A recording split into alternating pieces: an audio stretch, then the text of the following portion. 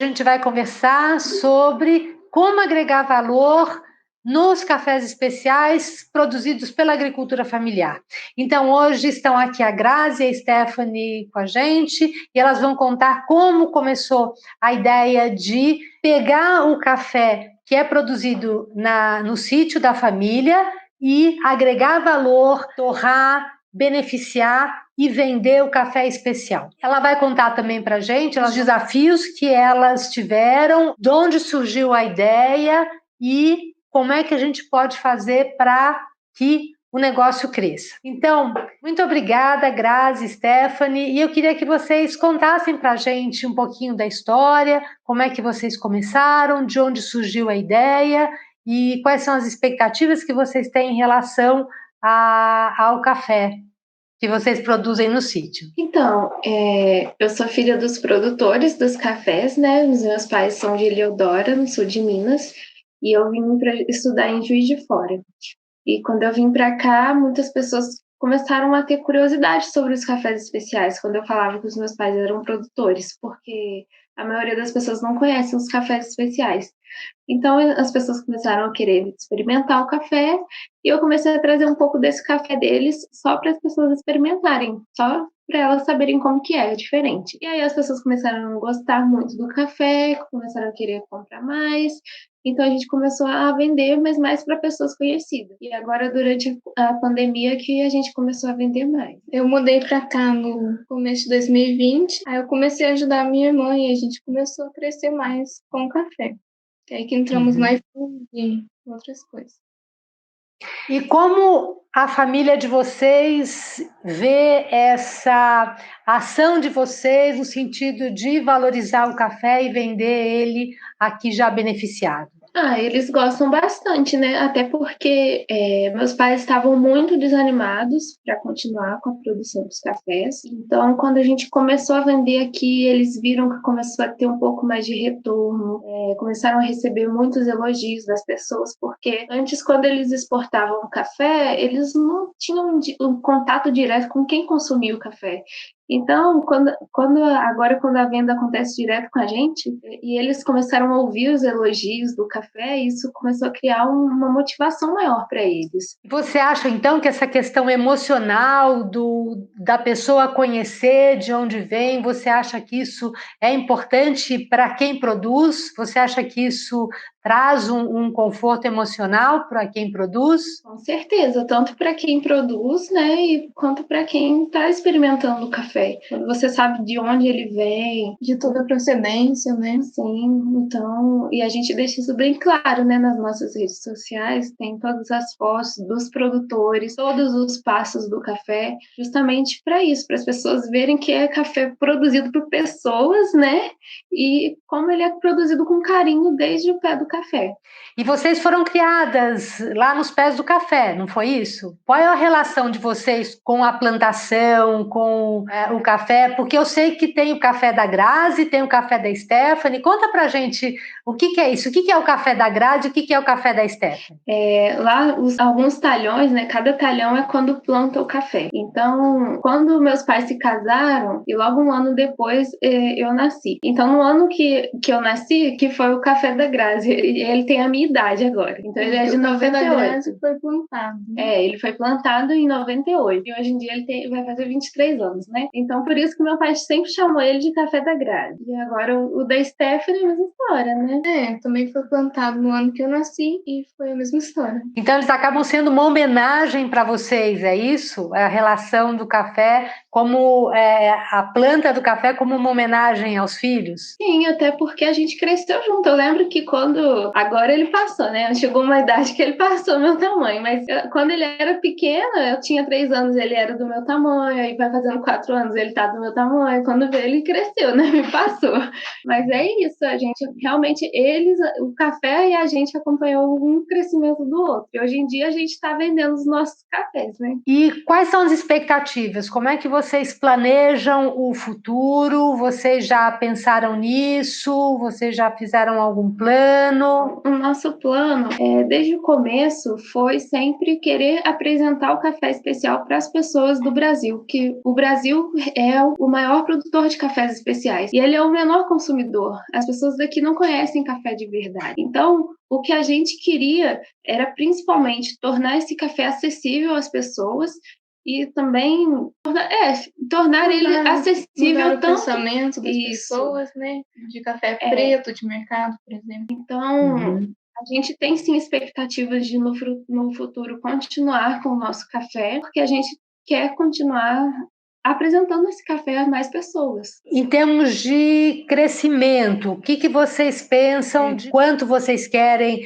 beneficiar da produção de vocês? Vai ser, o que vocês pensam em relação ao futuro desse café beneficiado? A gente tem um plano de continuar com a pequena produção dele, né? A pequena produção do café beneficiado, até porque nós ainda somos estudantes, a gente pretende ter outras profissões, mas a gente quer sim manter o café. Então a gente quer manter sempre pequeno, mas não quer abandonar o café de forma alguma. E quem vai assumir o sítio quando seus pais aposentarem? Vocês já estão preparando a sucessão? Não, não.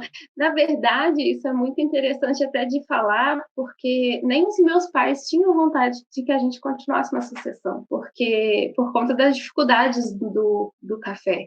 Então, a gente nunca teve esse incentivo dos nossos pais de continuar no sítio, não. Eles sempre falaram pra gente para continuar, sim, com o café, mas meu pai sempre falou assim, da porteira para fora. Não pra gente manter ali trabalhando no sítio, mas sim da gente comercializar o café de outra forma. Talvez a gente pode, não sei, passar o sítio para outra pessoa administrar ele e a gente continuar comercializando, mas essa parte aí de realmente a gente pegar o sítio mesmo não é o nosso plano atualmente. Então, assim, vocês ainda não fizeram um plano de negócios, né? Vocês ainda não fizeram estruturar ainda um modelo de negócios. É isso? Vocês já têm um modelo de negócios?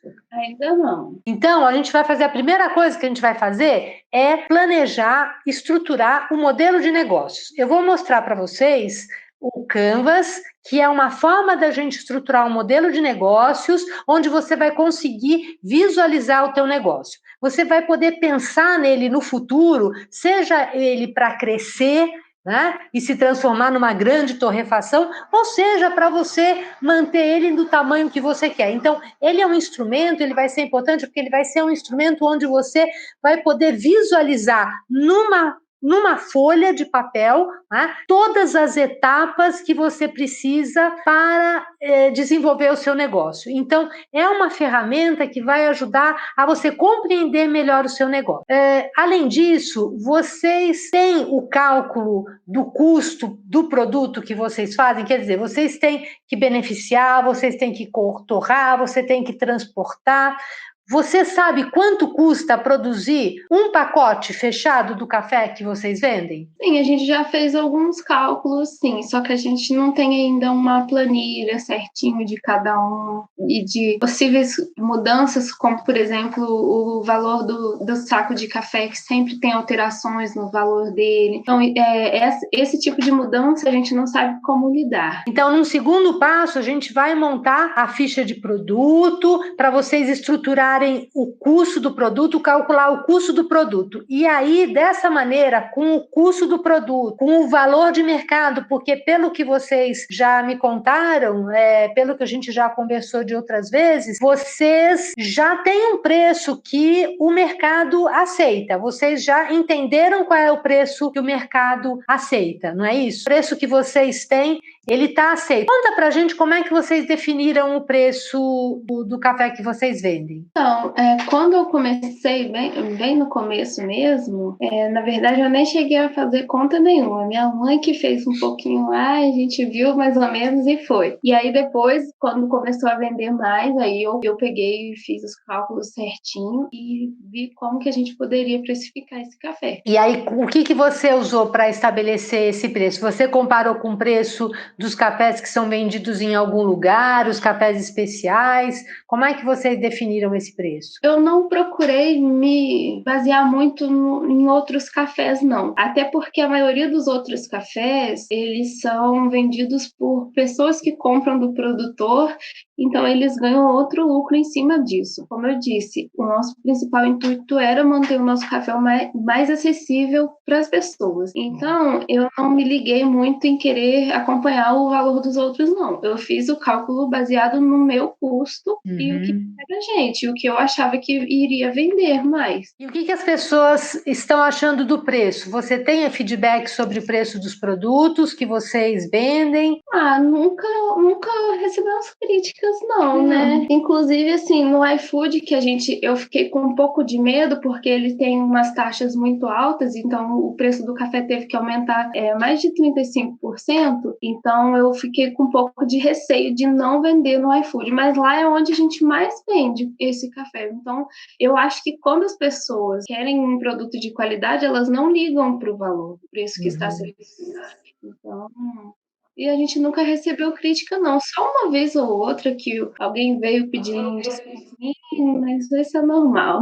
Não, a questão assim, na verdade, quando o preço ele está adequado, você vende, né? Se o preço está muito alto, você tem dificuldade de vender. Então, se você está conseguindo colocar o seu produto, isso já é um indicativo de que ele está com preço adequado ao mercado, porque vocês estão adquirindo novos clientes, né?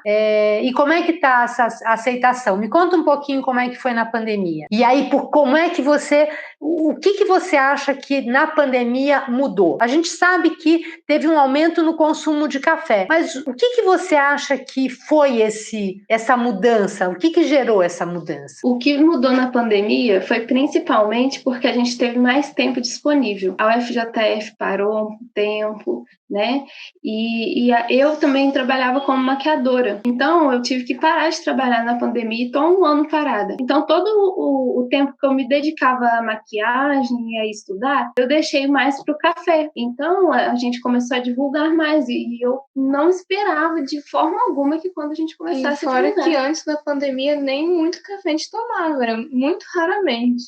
Depois que a gente começou a tomar mais e dar mais valor, ver o valor que a gente tinha ali. Verdade. Então foi a gente pôde se dedicar mais ao café, porque até então eu deixava ele como uma forma muito amadora, assim. A gente não conseguia passar para as pessoas como que ele era especial de verdade. Então, agora com o a gente está com o Instagram tudo certinho, e nos cafés a gente tenta manter bem certinho, justamente para que as pessoas vejam que ele não tem nada de errado com ele. Eu lembro que ano passado teve uma pessoa que ela queria comprar o nosso café para colocar em uma cesta de produtos de Minas. E foi bem nesse comecinho nosso na pandemia. Ela fez assim altas críticas para tanto da nossa torra do café quanto embalagem. E foi bom aquilo, porque eu peguei tudo que ela falou e eu montei o nosso melhor café, que foi a seleção especial, e a nova do clássico, e ficou tudo melhor. Então, assim, foi uma crítica muito boa e foi bom para abrir os nossos olhos, porque realmente a gente tinha muito. Lá na nossa cidade, a gente é muito. E na nossa região, a gente já é conhecido pelas pessoas como um café bom. Então, aqui a gente não é conhecido assim. Então, eu tenho que arrumar uma forma de provar para essas pessoas que o nosso café é bom antes delas experimentarem. Então, esse foi o nosso principal desafio no começo ali, né? Porque, como você falou, o valor dele é diferente. Então, as pessoas se caso para ela investir num produto diferente, ela tem que ver que ele tem um valor diferente. E da onde vem o sabor do café? Ele vem da altitude ou ele vem do cuidado e do carinho que as pessoas têm quando cuidam? Isso aí eu falo que vem de tudo, né? Mas principalmente eu falo que é a terra de lá, e principalmente uma coisa que minha mãe fala muito é que o café, ele gosta que tenha pessoas no meio dele, conversando com ele. E a minha mãe faz muito isso, ela vai, conversa com a gente também, quando vai para lá, todo o cuidado que a gente tem com o café, a gente tem muito carinho com ele, por isso que eu falo, desde o pé dele até quando ele está aqui, a gente faz tudo com muito carinho. Então, isso é uma coisa que eu acho que tudo que a gente faz bem feito, assim como as cápsulas de cappuccino, tem muita gente que fala para mim, nossa, esse é o melhor cappuccino que eu já tomei, eu fico assim, eu não faço nada de diferente, entendeu? Mas eu faço com muito amor no que eu faço. Então, eu acho que isso, com certeza, dá uma diferença. Mas lá, a gente realmente tem uma terra muito boa. Ali, a área ali do sul de Minas, não só da minha cidade, Eliodoro, Conceição das Pedras, ali, é uma área de café muito bom. E a gente também preserva muito a natureza em volta do café. Então, ali também tem muitos animais, tem muita nascente de água lá no sítio. Acho que tem mais de 12 nascentes, só no nosso sítio. Então, assim, ele tem a terra muito boa e tem muita água lá. Então, ele tem tudo para dar certo. Tudo que a gente planta lá nasce e dá certo. Então, acho que tudo, uma junção, né? A gente cuida dele muito bem, de todas as formas, e o lugar também. Você falou das cápsulas, né? E foi uma inovação que você trouxe para juntar o café especial. Conta um pouquinho dessa inovação. Tinha algumas pessoas que compravam café e falavam assim, mas tal pessoa que mora comigo não gosta de café. Vocês não têm cappuccino? E aí eu fiquei muito tempo pensando nisso. Foi mais de um ano. Eu sempre fico assim, um tempão pensando. Eu fiquei mais de um ano pensando nisso.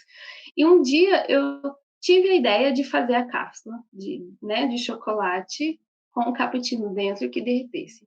E eu vim e falei com a minha irmã, falei, Stephanie, olha, eu tive essa ideia, vamos fazer isso. Aí ela falou, Gra, olha, tem uma pessoa que faz isso. Aí eu falei, nossa, já tem. Aí eu vi, realmente tinha uma pessoa que fazia isso. Eu pesquisei na internet e tinha mesmo gente que fazia. Vi receitas e tudo mais. Mas eu achei uma ideia ótima. Mesmo assim, mesmo que outras pessoas já estivessem fazendo, eu achei ótimo. E a gente começou a fazer. E foi um sucesso as cápsulas. E muitas pessoas compram as cápsulas para experimentar e depois já vão pro café e assim vai.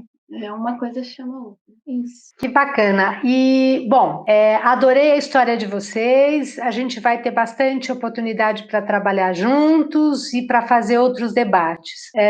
Eu quero agradecer muito a história de vocês e agora a gente vai se reunir em outro momento. Eu vou explicar para vocês como é que a gente vai fazer o Canvas, como é que a gente vai estruturar os custos, os produtos, e eu também vou aproveitar e fazer isso, divulgar esse conteúdo também para outras pessoas que, como vocês, estejam começando, querendo se desenvolver, que fizeram da pandemia, né? Encontraram na pandemia uma oportunidade, tendo que se reinventar, por mais difícil que seja, né? Eu sei que é difícil, a gente, no caso, você disse que você tinha a tua atuação como maquiadora, você foi impedida de fazer, que bom que você tinha uma outra atividade para colocar no lugar, e talvez algumas pessoas possam se inspirar também e tenham ideias e a gente possa ajudar outras pessoas também. Então, eu agradeço bastante a vocês, tá? E a gente vai fazer outras conversas para vocês contarem as evoluções do negócio de vocês, do empreendimento de vocês. Tá bom,